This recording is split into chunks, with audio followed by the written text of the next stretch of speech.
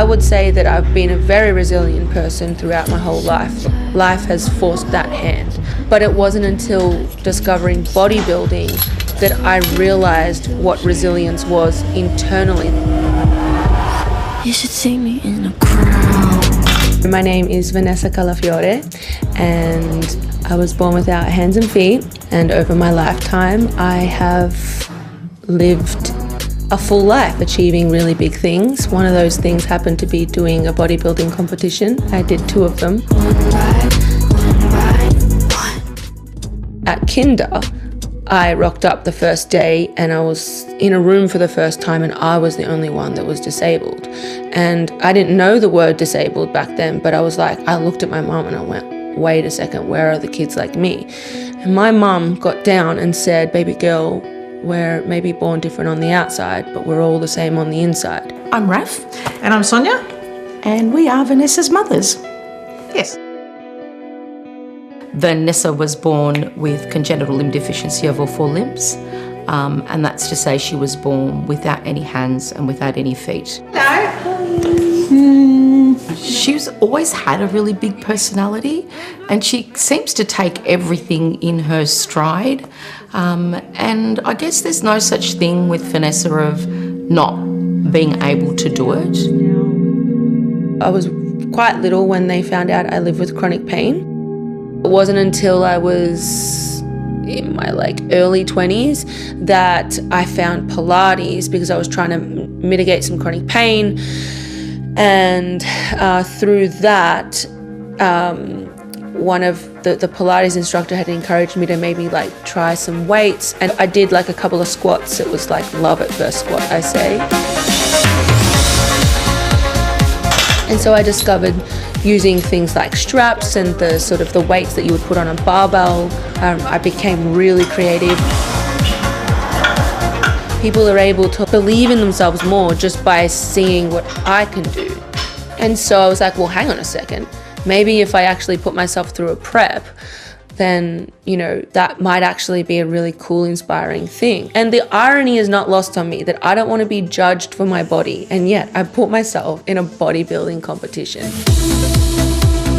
I've never ever said that she shouldn't do what she wants to do, but I guess for me, I wondered whether are there limitations, and would she put herself at risk? In my first prep, feet kept breaking and all these things kept happening. And then in my second prep, I was in excruciating pain and I was getting blisters and blood, and it was ugly, for a normal person to do a prep and then for me to do it. The fact that I even get on stage, now in this version of me, I realize how crazy it was what I did, and that it was a really big achievement.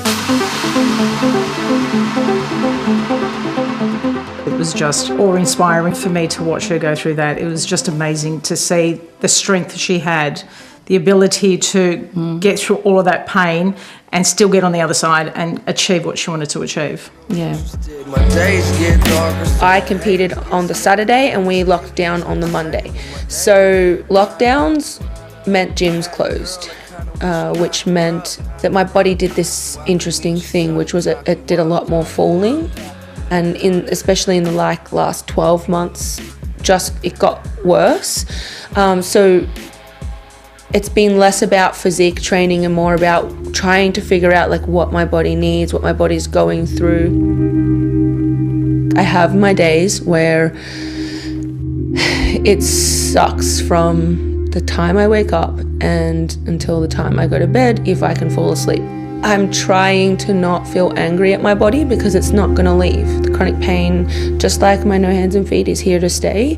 And so I'm learning to lean into living with it. Seeing Vanessa go through these struggles, challenges, she has such incredible lengths of tenacity and grit. My name's Melissa Yu and I'm Vanessa Calafiore's personal development coach.